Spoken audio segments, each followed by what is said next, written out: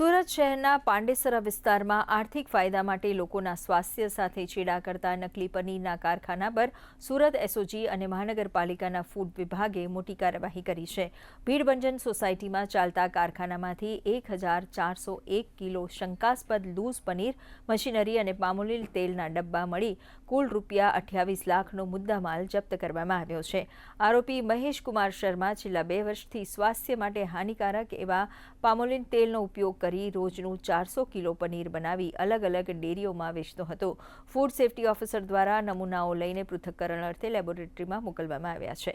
સુરત એસઓજીની નકલી પનીર માટેની સૌથી મોટી કાર્યવાહી થઈ. 1401 કિલોગ્રામ પનીર પકડાયું છે. મહેશ શર્મા કરીને વ્યક્તિ જે છે, જે ભીડભંજન સોસાયટી પાંડેસરામાં ગાળામાં પનીર બનાવતો હતો, એને સીઝ કરવામાં આવ્યું છે ફૂડ સેફ્ટી ઓફિસરને સાથે લઈને.